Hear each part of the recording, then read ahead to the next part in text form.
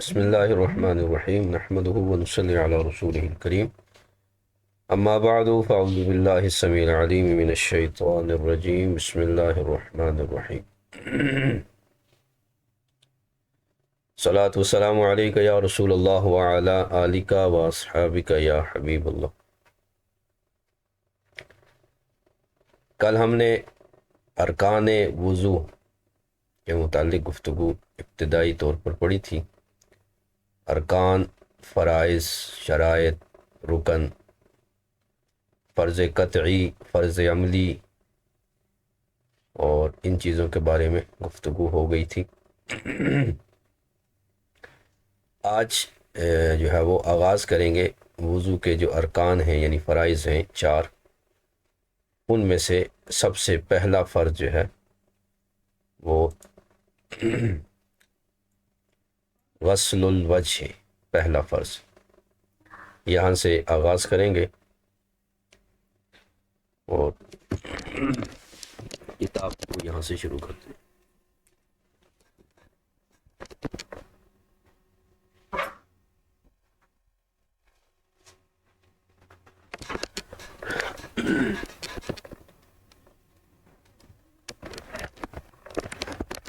پہلا فرض ہے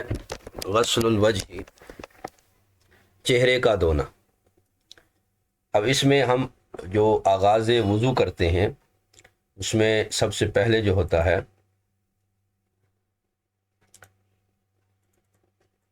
وہ ہاتھوں کا دھونا ہے، ہاتھ دھونا۔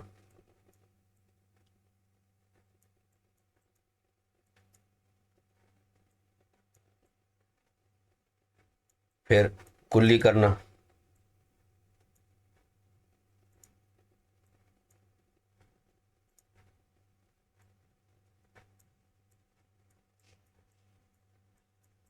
اور پھر ناک میں پانی چڑھانا یا پانی ڈالنا،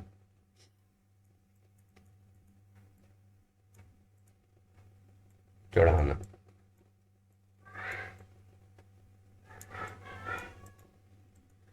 یہ جو 3 کام ہیں یہ سنت ہیں۔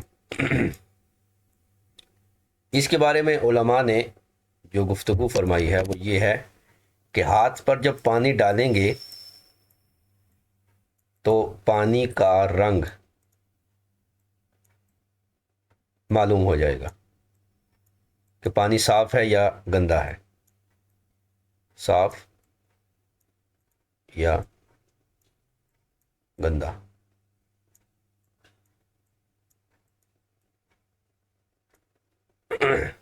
دوسرا ہے جب کلی کریں گے تو ذائقہ، پانی کا ٹیسٹ اور ذائقہ جو ہے وہ معلوم ہو جائے گا، اچھا ہے یا خراب ہے۔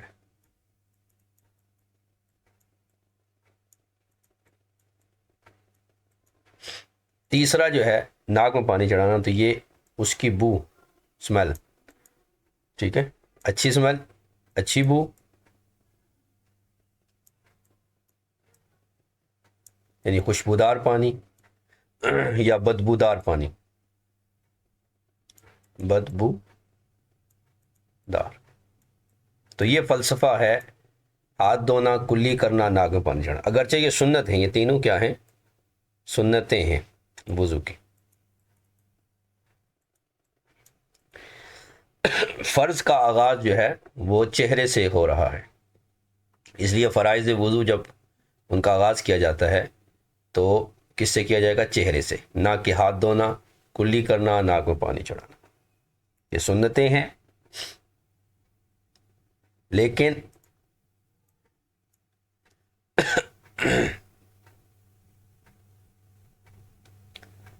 آغاز ان سے کیا جا رہا ہے کہ ہاتھ دھوئیں گے تو ہاتھ پہ جب پانی ڈالیں گے تو پانی کا رنگ معلوم ہو جائے گا کہ صاف ہے یا گندا پانی ہے۔ کلی کریں گے تو اس کا ٹیسٹ معلوم ہو جائے گا، اچھا ہے یا خراب ہے۔ اور ناک میں پانی چڑھائیں گے تو اس کی بو، یعنی اس کی اچھی بو، اسمیل، یا اس کی اچھی بو یا پھر اس کی بدبو، اسمیل جو ہے وہ معلوم کی جائے گی۔ اب جب یہ تینوں چیزیں ہو گئیں تو اب جو ہے وہ چہرہ دھویا جائے گا۔ اب ارکان الوضوء اربعۃ، اب شروع ہوگا غسل الوجہ، چہرے کا دھونا۔ تو چہرے کا جو دھونا ہے اس کا کیا مطلب ہے؟ فرماتے ہیں اے اسالۃ الماء، پانی کا بہانا، دھونے کا مطلب پانی بہانا ہے، ٹھیک ہے، پانی بہہ جائے، محض پانی کی کا جو ہے وہ اس پر مس کر دینا یہ کافی نہیں ہے، بلکہ پانی چہرے پر ایسے ڈالا جائے کہ پانی چہرے پر بہہ جائے، مع التقاطر، قطروں کے ساتھ، ولو قطرتن، اگرچہ ایک قطرہ ہی بہہ جائے تو یہ غسل وجہ ہو جائے گا۔ وفی الفیض، فیض نامی کتاب میں ہے کہ اقلہ قطرتان فی الاصح، اصح قول کے مطابق 2 قطرے جو ہے وہ پانی کے بہنا جو ہے وہ ضروری ہے، 2 قطرے پانی کے بہیں گے تو یہ فرض جو ہے وہ ادا ہو جائے گا کہ چہرہ دھل گیا ہے۔ تو دھونا جو ہے، غسل جو ہے، اس کے لیے ایک قول کے مطابق 1 قطرہ، اور دوسرے قول کے مطابق جو اصح قول ہے اس کے مطابق جو ہے وہ 2 قطرے بہنا ضروری ہے، ٹھیک ہے۔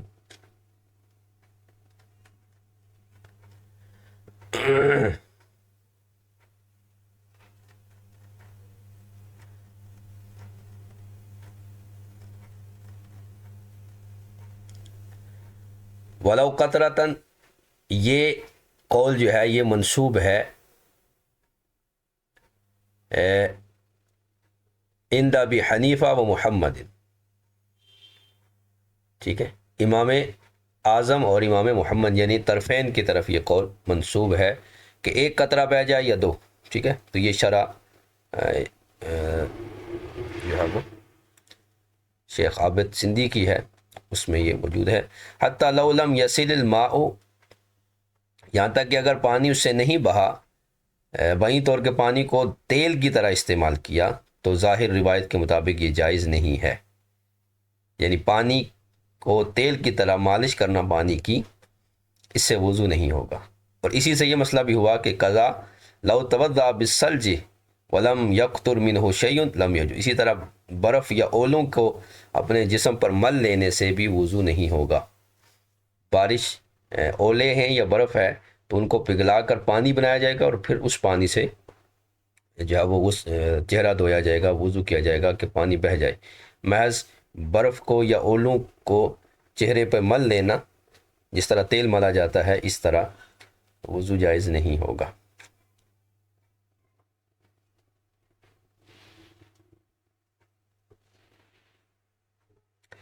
اب آگے ایک جو ہے وہ خلف بن ایوب سے روایت کی کہ وضو کرنے والے کے لیے سردیوں میں ہے کہ وہ اپنے اعضاء کو تیل وغیرہ کسی شے کے ساتھ جو ہے وہ تر کرے، پھر اس پر پانی بہائے تاکہ پانی بہنا شروع ہو جائے، کیونکہ اعضاء جو ہے وہ سوکھ جاتے ہیں۔ اور اسالت سے کیا مراد ہے؟ اجراء الماء علی بشرۃ، کھال پر پانی کا بہنا، ٹھیک ہے، کما کان لو بفعلی او باستعانتی غیرہ، حقیقتاً یا پھر حکمن۔ حکمن کی کیا مثال ہے کہ لو اصابہ مطر، کہ کوئی آدمی بارش میں تھا اور بارش میں بھیگ گیا اور اس کے چہرے سے پانی بہنا شروع ہو گیا، تو یہ بھی جو ہے وہ وضو اس کا ہو جائے گا، چونکہ قطرے اس کے چہرے سے ٹپک پڑے ہیں، ٹھیک ہے۔ تو حقیقتاً یہ ہے کہ وضو اپنے فعل سے یا کسی دوسرے کی مدد سے جو ہے وہ چہرہ دھوئے، یعنی بعض دفعہ وضو کرنے والا خود وضو کرتا ہے، اور کوئی ایسا شخص ہے جو وضو نہیں کر سکتا تو دوسرے کی مدد سے اسے وضو کرایا جاتا ہے، جیسے بچے ہیں تو انہیں جو وضو کرائے گا تو اس وضو کرانے والے کے لیے بھی ضروری ہے کہ وہ اس طرح پانی بہائے کہ اس کے جسم پر، چہرے پر پانی بہہ جائے، اور یہ حقیقتاً جو ہے وہ چہرے کو دھونا ہے۔ اور حکماً یہ ہے کہ جیسے بارش میں اگر وہ کھڑا ہوا اور بارش اس کے چہرے پر پڑی اور چہرے سے پانی کے قطرے گر پڑے۔ اور فیض جو کتاب ہے شیخ برہان الدین کرکری کی ہے، انہوں نے اس میں فرمایا کہ اقل مقدار جو قطروں کی ہے وہ 2 قطرے ہیں، ایک قطرہ نہیں ہے۔ قال الحلبی ويدل علیہ صیغۃ التفاعل، وقال سید ثم ظاہر اذا انه اذا اسال الماء وتقاطر قطرتين، تو 2 قطرے جو ہے وہ اصح قول کے مطابق فی الاصح الظاہر۔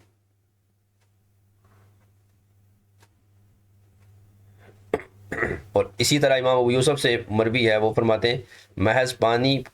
کو اس محلے وضو پر پہنچا دینا کافی ہے، چاہے وہ بہے یا نہ بہے۔ یہ امام ابو یوسف سے روایت ہے۔ اور دوسری ان سے یہ ہے کہ یجزئ اذا سأل ولم یکتب، کہ پانی اگر بہہ جائے تو کافی، اگرچہ قطرہ اس سے نہ بھی گرے یہ بھی کافی ہے، ٹھیک ہے۔ تو یہ 1 قطرہ یا 2 قطرہ گرنے کی جو ہے وہ بات ہے۔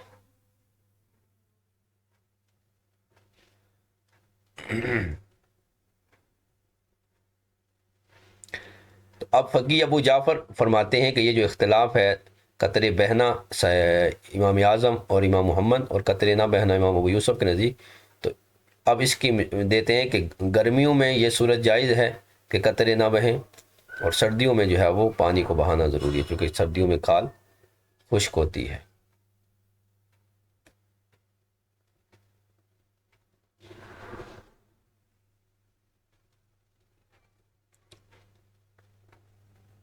اچھا، اب امام شرم بلالی نور الرضا والے انہوں نے کہا کہ والغسل اصالۃ الماء بحیث یتقاطر، کہ قطرے بہیں، تو انہوں نے اسے مطلق چھوڑا، اور برہان میں ہے کہ یہ اشارہ ہے کہ متعدد قطرے بہیں، لیکن قال العلامہ مقدسی ولو قطرۃ عندہما، کہ جو ہے وہ طرفین کے نزدیک ایک ہی قطرہ، فَكَأَنَّهُ الشارح اشار بترجیح ما فی الفیض علامہ اعتمدہ شرم بلالی من قول مقدسی، تو جو ہے وہ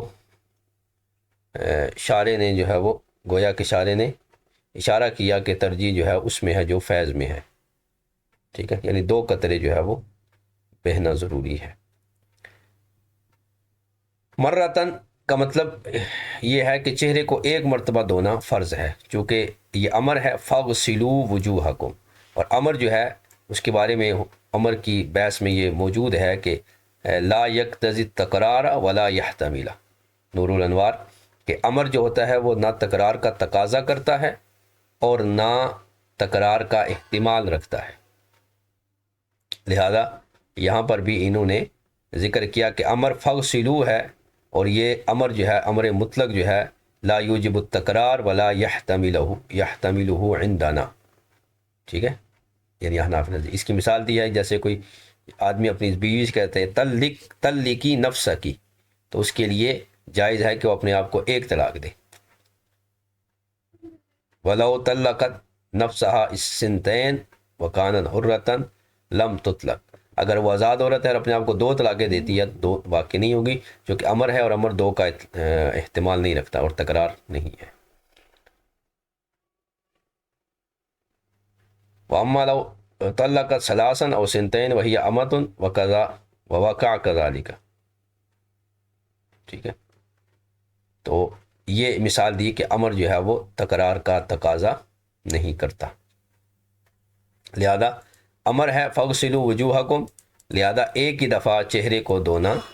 کافی ہے، لِأَنَّ الْأَمْرَ لَا يَقْتَضِي التَّكْرَارَ، امر جو ہے وہ تکرار کا تقاضا نہیں کرتا، وَلَا يَسْتَلْزِمُهُ بل ولا يحتملہ فی الصحیح عندنا، امام شامی فرماتے ہیں کہ ہمارے نزدیک احتمال بھی نہیں رکھتا، نہ تقاضا کرتا ہے، نہ اس کے تکرار کو مستلزم ہے، نہ ہی اس کا احتمال رکھتا ہے۔ اب یہ جو پھر تکرار آتا ہے جیسے نمازوں کا تکرار، تو یہ اوقات کے تکرار کی وجہ سے ہے، یعنی نمازیں بار بار اس لیے واجب ہو رہی ہیں کہ اوقات نماز بار بار آ رہے ہیں، یہ نہیں کہ اقیمو بار بار متوجہ ہو رہا ہے، بلکہ جو نماز کا وقت آتا ہے، جب آتا ہے، تو تب نماز کا تکرار ہوگا۔ تو تکرار نماز دلیل خارجی کی وجہ سے ہے، اقیموں کی وجہ سے نہیں ہے۔ لفظ اقیم الصلاۃ جو ہے وہ 1 ہی بار نماز کی ادائیگی کا تقاضا کرتا ہے، اور بار بار جو نمازیں ہو رہی ہیں وہ اوقات کے تکرار کی وجہ سے ہو رہی ہیں۔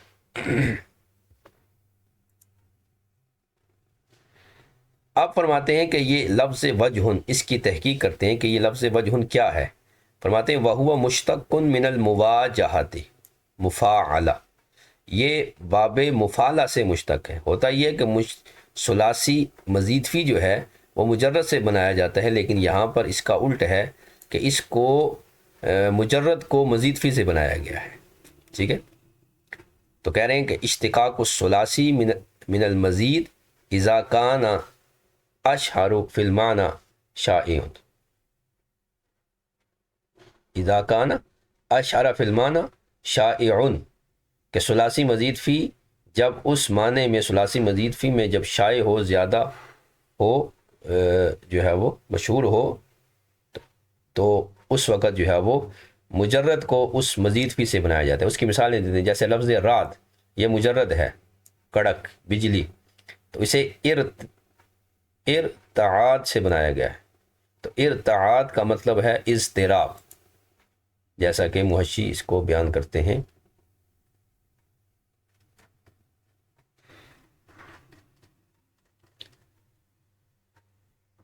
کہ الارتعاد الاضطراب، چونکہ اس میں اضطراب ہے، ٹھہراؤ نہیں ہے، تو اسی سے رات کو لیا گیا، چونکہ اس کی وجہ سے، رات کی وجہ سے بھی آسمان میں مضطرب ہوتا ہے یا بادل اس سے مضطرب ہوتے ہیں. اور اسی طرح اگلا لفظ ہے جی یم، والیم میں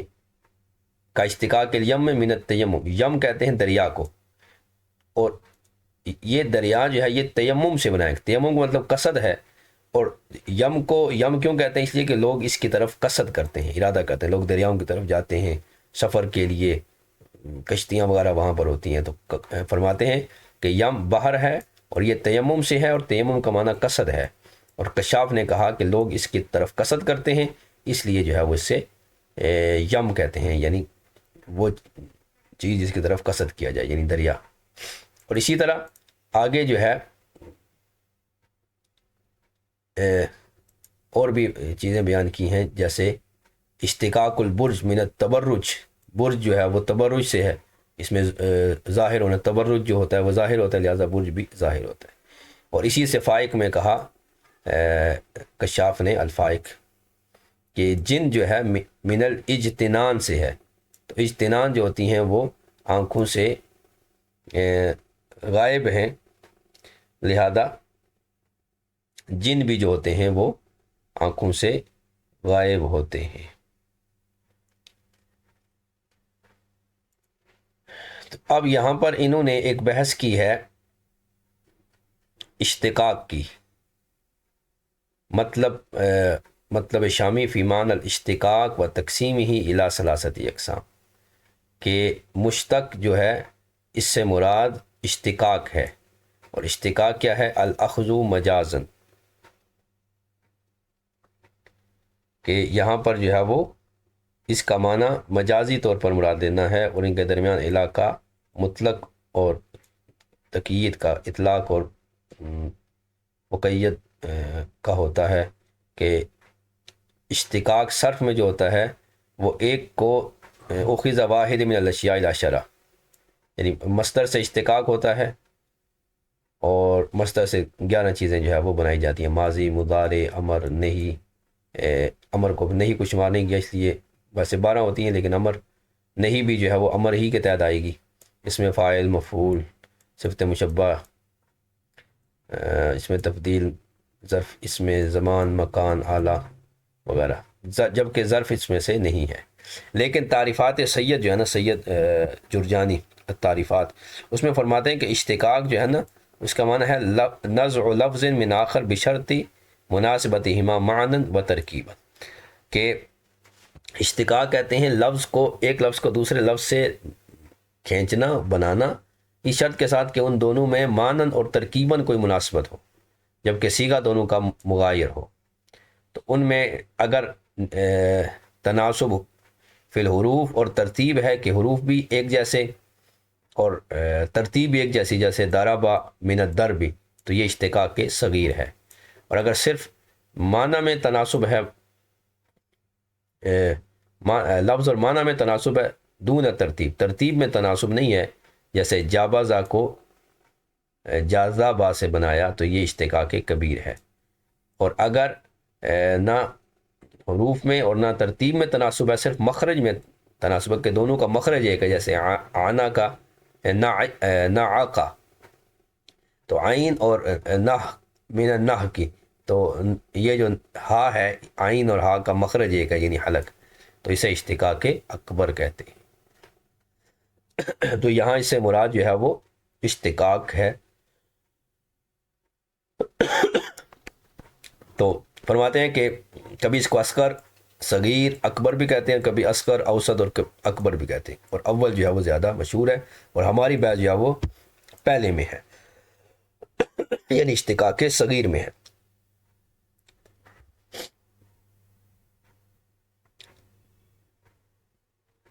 اب آگے ارشاد فرماتے ہیں کہ یہ تو سر ہو گیا،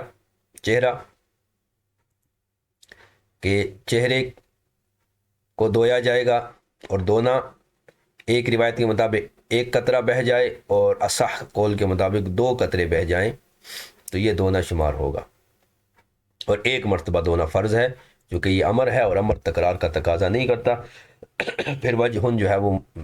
مزید فی سے بنایا ہے، یعنی اس کا اشتقاق صغیر جو ہے وہ اس سے ہوا ہے،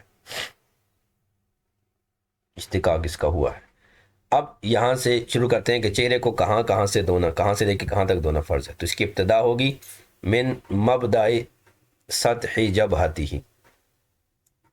کہ اس کی ابتدا جو ہے وہ جو کی جائے گی پیشانی کے جو ہے وہ ابتدائی حصے سے لے کر، ٹھیک ہے، جہاں سے پیشانی کی سطح شروع ہو رہی ہے وہاں سے لے کر الی اسفل ذقنہ، ٹھوڑی کے نیچے تک، یہ جو حصہ ہے طولن، یہ لمبائی میں چہرہ ہے، اے المتوضی بقرینۃ تلک مقام، چونکہ یہاں چہرے سے مراد متوضی کا چہرہ ہے، متوضی کے چہرہ یعنی وضو کرنے والے کے چہرے کی سے شروع پیشانی سے شروع ہوں گے، پیشانی کے ابتدائی حصے سے اور ٹھوڑی کے نیچے تک، منبت اسنان السفلی، جو نیچے والے دانتوں کے اگنے کی جگہ ہے وہاں تک جائیں گے، طولن، کان علیہ شعر اولا، اس چہرے پر بال ہوں یا نہ ہوں، یعنی چہرے پر بال ہیں، داڑھی ہے، پھر بھی یہی ہے، اور چہرے پر بال نہیں ہے، داڑھی نہیں ہے، یعنی یا تو بچہ ہے یا امرد ہے یا پھر عورت ہے، یا جو کلین شیپڈ ہوتے ہیں لوگ وہ ہیں، تو سب کے لیے یہی ہوگا کہ پیشانی کی ابتدا جہاں سے ہو رہی ہے وہاں سے لے کر ٹھوڑی کے نیچے تک، یعنی جہاں سے نیچے والے دانت جہاں سے اگتے ہیں، نیچے والا جبڑا، ٹھیک ہے، وہاں تک یہ چہرے کی لمبائی ہے۔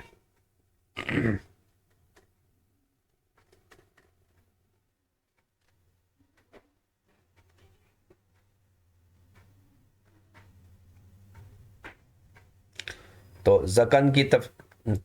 تعریف کی الی اسفل العض التي علیہ اسنان السفلی، وہ ہڈی جس پر نیچے والے دانت اگتے ہیں، ٹھیک ہے، تو یہ جو ہے وہ مراد ہے کہ اس تک جو ہے وہ لمبائی میں چہرہ دھونا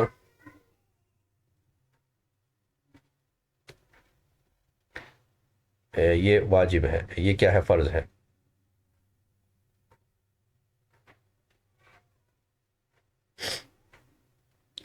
طولن یہ تمیز ہوگا، کان علیہ ای علی الوجہ شعر، بال ہوں یا بال نہ ہوں، دونوں صورتوں میں پورے چہرے کو ہی دھوئیں گے۔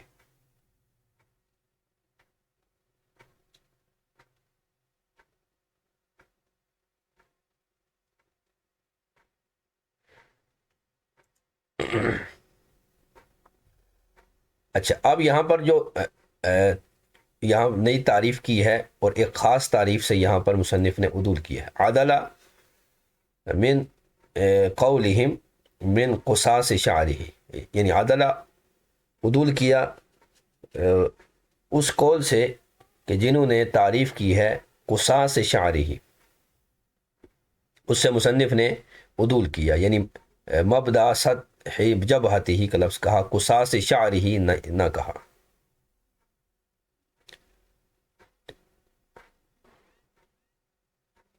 تو یہ جو انہوں نے عدول کیا، جس طرح دوسرے مصنفین نے من قصاص شعری ہی کہا، انہوں نے نہیں کہا، اس سے عدول کیا کہ الجاری علی الغالب، چونکہ اکثر جو ہے عام طور پر یہی جو ہے وہ جاری ہوتا ہے، ٹھیک ہے، کہ پیشانی کے شروع ہونے سے لے کر ٹھوڑی کے نیچے تک، علل متردی لیعم، یہ اس لیے کیا کہ لیعم الاغم والاصلع والانزع، یہ تین لوگ جو ہیں یہ بھی اس میں جو ہے وہ شامل ہو جائیں۔ اب اغم جو ہے وہ کہتے ہیں جس کی پیشانی پر بال نہ ہو، یعنی پیشانی اس کی خالی ہو، یعنی ماتھا اس کا پیشانی جسے کہتے ہیں اس پر کوئی بال نہ ہو، اسے اغم کہتے ہیں۔ اور اصلع جو ہے وہ کہتے ہیں جس کے سر کے اگلے حصے پہ بال نہ ہو، اگلا پورا حصہ جو ہے سر کا جس کا خالی ہو اسے اصلع کہتے ہیں۔ اور انزا کہتے ہیں کہ جس کے سر کی سائڈیں جو ہیں کانوں کے برابر، دونوں جو اوپر والی سائڈیں ہیں یہ خالی ہو، تو اسے جو ہے وہ اصلع کہا جائے گا۔ یہاں پر میں نے اس کی ایک تصویر لی تھی،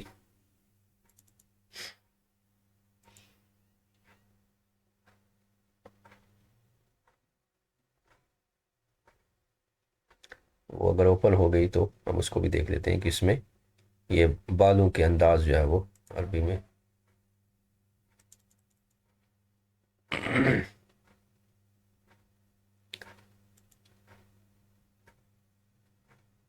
تو یہ جو لفظ کہا مبدا سطح جبہتی ہی، کہ جہاں سے پیشانی کی ابتدا ہوتی ہے، تو اس لیے کہ جس کے اگلے حصے پر بال ہی نہ ہو تو پھر وہ کہاں تک چہرہ دھوئے گا، اس لیے مصنف نے جو ہے وہ ایسا لفظ استعمال فرمایا جس میں اغم، اصلع اور جو ہے وہ انزع جو لوگ ہیں وہ بھی اس میں شامل ہو جائیں۔ یہ ہے لمبائی میں، اور چوڑائی میں وما بین شحمتی الاذنین عرضا، کہ چوڑائی میں دو کانوں کے درمیان جو ہے وہ جو حصہ ہے اس کو دھونا جو ہے وہ ضروری ہے۔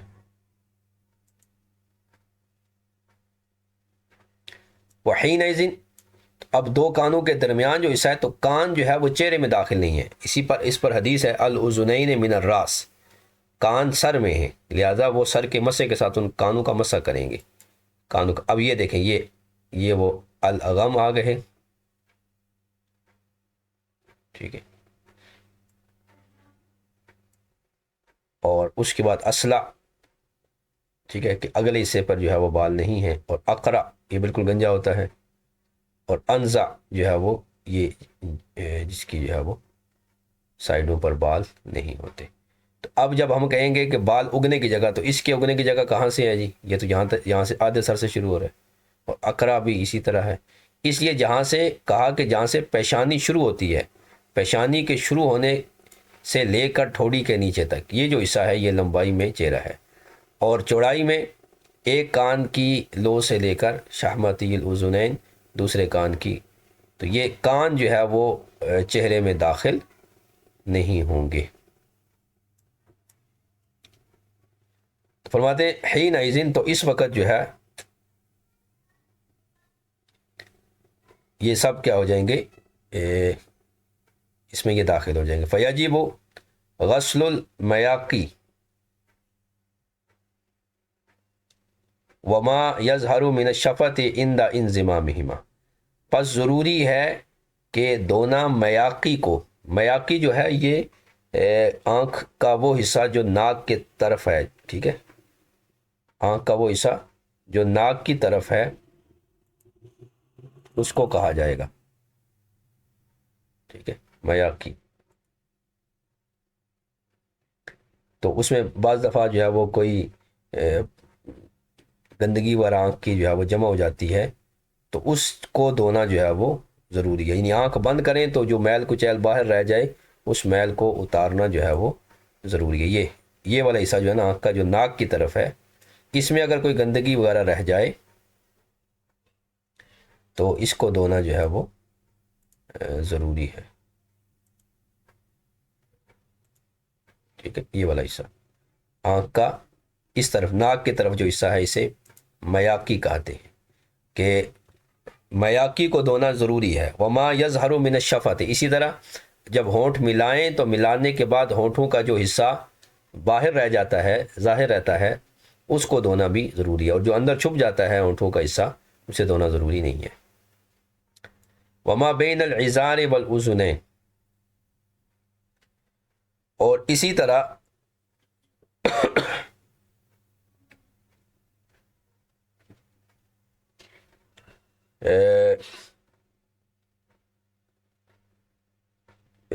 ازار اور اذنین ان کے درمیان جو حصہ ہے اس کو دھونا بھی ضروری ہے.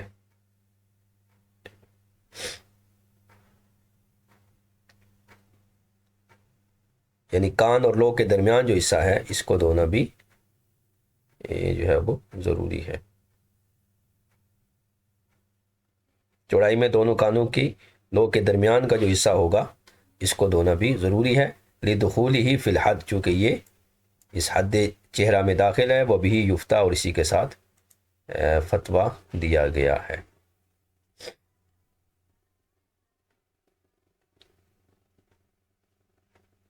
اب یہاں پر بھی انہوں نے اغم والذی سأل شعر رأسہ حتی ضیق جبل، یعنی اس کی پیشانی پر بال نیچے آ جاتے ہیں کہ اس کی پیشانی جو ہے وہ تنگ ہو جاتی ہے، یعنی آگے پیشانی پر جس کے بال ہو. اصلہ، جس کا اگلا حصہ سر کا خالی ہو، اور انزا جو ہے وہ جس کے پیشانی کی دونوں جانب جو ہے وہ خالی ہو، اور اقرا جو ہے وہ جس کے سارے سر کے بال چڑے گئے.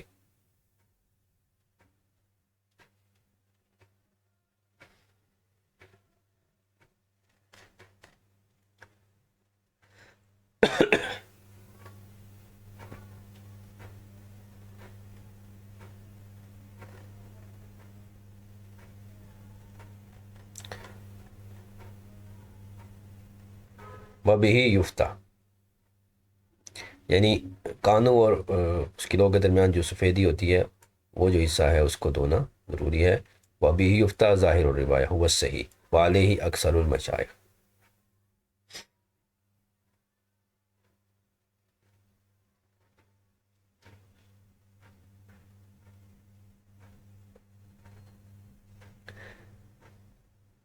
اب آگے بیان کرتے ہیں ماتن کہ لا غسل باطن العینین، لا غسل یا لا غسل باطن العینین، دونوں آنکھوں کے اندرونی حصے کو دھونا ضروری نہیں ہے، یعنی یہ واجب نہیں ہے. اور صرف آنکھیں نہیں، والانف والفم میں، اسی طرح ناک کے اندر بھی پانی ڈالنا اور منہ کے اندر پانی ڈال کے منہ کو بھی دھونا اندر تک، یہ فرض نہیں ہے، لا واجبہ. ٹھیک ہے. تو آنکھوں کے اندر پانی ڈال کے اندر کی جو میل کچیل ہے اسے نکالنا، یا ناک کے اندر جو میل ہے اسے نکالنا، یہ فرض نہیں ہے. اسی طرح منہ کے اندر بھی، یعنی کلی وغیرہ کرنا یہ سنت میں آئے گا. کیونکہ آنکھوں کے بارے میں کہہ رہے ہیں کہ وہ اس میں چربی ہے، اور اس میں پانی جو ہے وہ چاہے ٹھنڈا ہو یا گرم ہو آنکھوں کو نقصان دیتا ہے پانی اس کے اندر ڈال. اسی طرح کہہ رہے ہیں کہ اگر کسی نے نجس سرما استعمال کیا پھر بھی اس کو آنکھوں کو دھونا واجب نہیں ہے. ٹھیک ہے. یعنی کسی نے ایسا سرما استعمال کیا جو نجس تھا، پھر بھی اس نجس سرمے کو نکالنا حالت وضو میں، اس کو نکالنے کے لیے چہرہ دھونا یہ ضروری نہیں ہے. اور یہی حکم ناک کا اور منہ کا ہے. ٹھیک ہے. ان دونوں کا عطف جو ہے وہ آنکھوں پر ہے، کہ جس طرح آنکھوں کے اندرونی حصے کو دھونا واجب نہیں ہے، اسی طرح ناک اور منہ کے اندرونی حصے کو دھونا واجب نہیں ہے. اسی طرح وہ اصول شعر الحاجبین، جو حاجب ہیں ابرو ہیں، ان کے بالوں کی جڑوں کو دھونا یہ بھی اسی طرح نہیں ہے، ٹھیک ہے؟ تو یہ اس بات پر ہے کہ جب ابرو کیا ہوں کثیف ہوں، جو ہے وہ گنی ہوں، جب وہ ایسی ہوں کہ جو گنی نہیں ہے، جس سے کھال نظر آتی ہے، تو اب ان کو دھونا واجب ہے، ٹھیک ہے؟ اور یہی حکم داڑھی والا ہے، ٹھیک ہے؟ داڑھی اور مونچھیں، داڑھی اور مونچھیں جو ہے وہ گنی ہے تو اوپر والا حصہ دھونا کافی ہے، جڑوں تک پانی پہنچانا ضروری نہیں ہے، اور اگر گنی نہیں ہے تو اندر تک پانی پہنچانا ضروری ہے۔ اور آگے فرماتے ہیں وَنِيمِ ذُبَابٍ لِلْحَرْجِ، ونیم کہتے ہیں بیٹ کو، خُرْئِهِ یعنی مکھی کی جو بیٹ ہے، حرج کی وجہ سے یہ بھی جو ہے وہ اسے پاک تصور کیا گیا ہے، اس کو دھونا جو ہے وہ ضروری نہیں ہے۔ قال فی البحث، قال فی بحث الغسل، جیسا کہ غسل کی بحث میں فرمایا کہ طہارت کے معنی مکھی کی بیٹ، مچھر کی بیٹ جو ہے وہ نہیں ہے کہ لم یصل الماء تحتہ۔ اسی طرح مہندی ہے، ولو جرمہ، اگرچہ وہ جرم والی ہے، بھی یفتح یعنی مہندی لگی ہوئی ہے تو بھی اس کو اتارنے کی ضرورت نہیں ہے، پانی نیچے پہنچ جائے گا۔ اسی طرح میل کچیل بھی اس کے ساتھ فتویٰ دیا گیا، میل کچیل ہے یا تیل لگا ہوا ہے یا مٹی ہے، ٹھیک ہے، یا کیچڑ وغیرہ لگا ہوا ہے تو بھی یہ معنی نہیں ہے، وضو ہو جائے گا۔ یعنی جسم پر تیل وغیرہ لگا ہوا ہے اور وضو کرتا ہے تو وضو ہو جائے گا، مٹی وغیرہ لگی ہوئی ہے وضو کرتا ہے تو ہو جائے گا۔ اسی طرح مہندی لگی ہوئی ہے تو اسی طرح جو ہے وہ بیٹ اگر ہے تو بھی جو ہے وہ اس کو دھونا واجب نہیں ہے، کیونکہ اس میں حرج ہے۔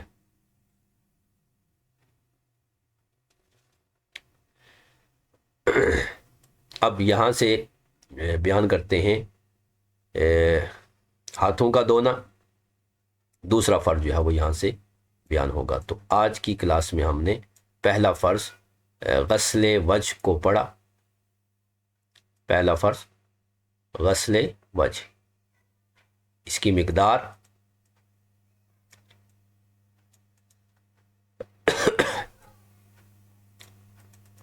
اور غسل کا طریقہ، ٹھیک ہے، کہ ایصال ہے، ایصالۃ، تو اس میں پھر قطروں کا بہنا، ایک قطرے یا دو قطرے،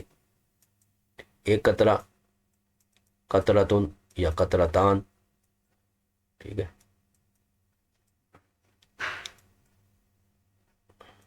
پھر لمبائی میں چہرے کی جو ہے وہ ہم نے گفتگو پڑھی، طولن چہرہ کیا ہے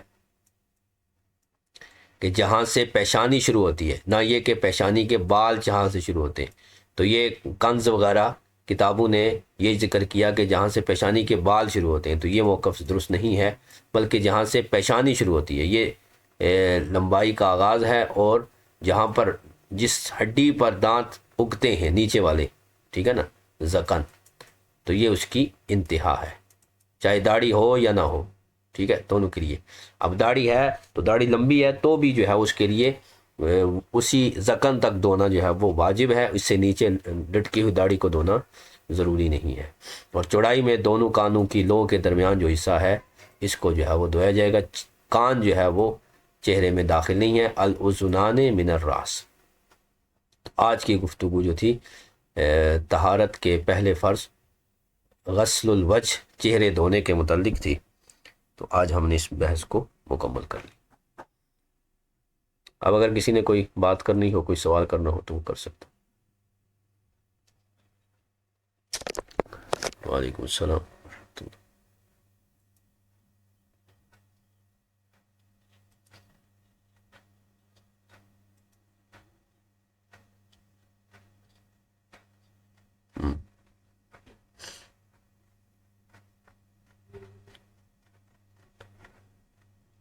کہاں پر غسل الوجہ؟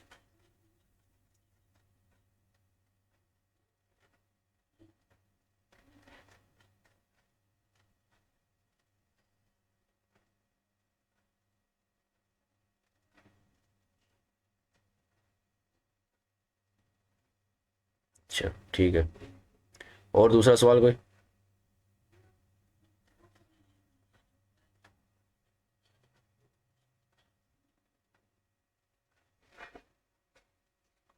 اچھا،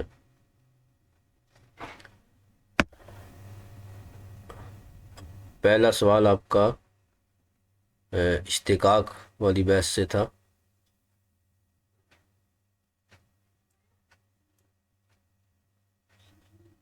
ہاں، یہ والی۔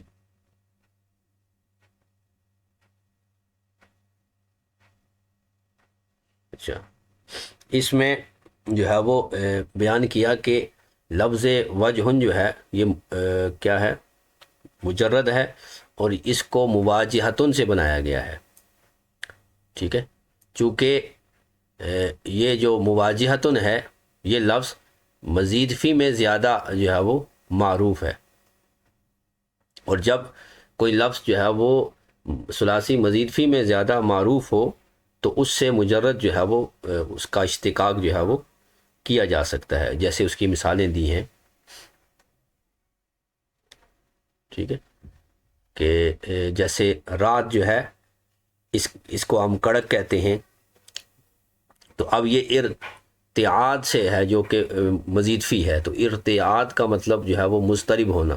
تو رات میں بھی اضطراب پایا جاتا ہے، تو یہ جو ہے وہ قدر مشترک ہے ان میں، اس لیے رات کو ارتعاد سے جو ہے وہ مشترک کیا۔ اسی طرح یم جو ہے وہ تیمم سے ہے، اور تیمم چونکہ قصد کو کہتے ہیں،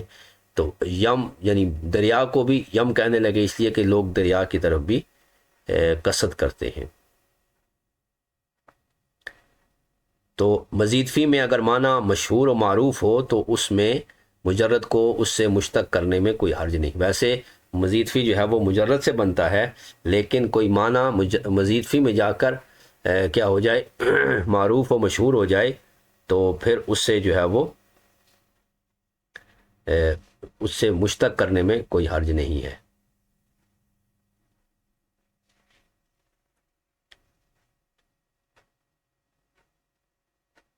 اظہار کا معنی جو تھے نا یہ، جی بولے، یہاں پر علامہ شامی نے اس کو بیان کیا نا اظہار کا معنی۔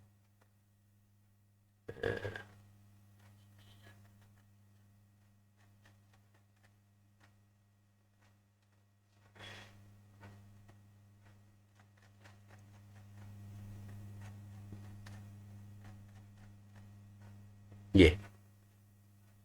ما بینہما من البیاض، وہ جو اس کے درمیان جو ہے وہ کیا ہوتی ہے، سفیدی ہے، اظہار، اس کو کہا جاتا ہے۔ ایک منٹ پھر بھی اس کو تھوڑا سا مزید دیکھ لیتے ہیں، اب دیکھیں آ رہی ہے؟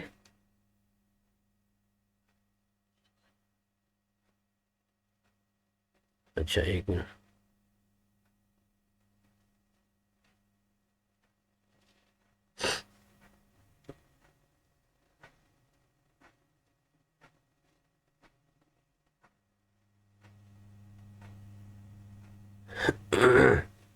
اب یہ دیکھیں اظہار کا معنی کر رہے ہیں کہ کانوں کے درمیان، ٹھیک ہے نا، جو کیا ہوتی ہے، سفیدی ہوتی ہے نا، اس کو جو ہے وہ کہتے ہیں۔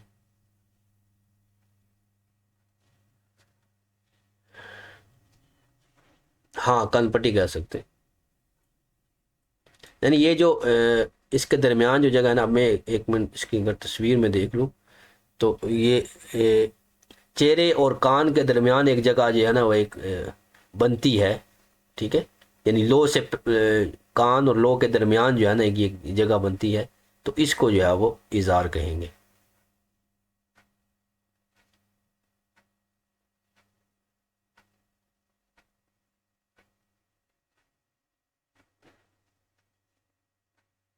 کسی اور کے ذہن میں ہے کوئی معنی؟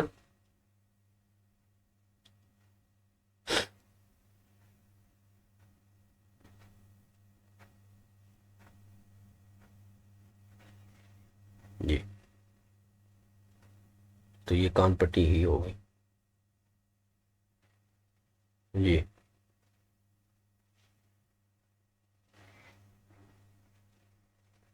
ہوں، ہاں جی ٹھیک ہے. کل میں اس کی تصویر جو ہے نا، جس طرح ہم نے آج چہرے کی بنائی ہے، میں اس کی ایک تصویر آپ کو دکھا دوں گا تاکہ اس سے واضح ہو جائے. ٹھیک ہے.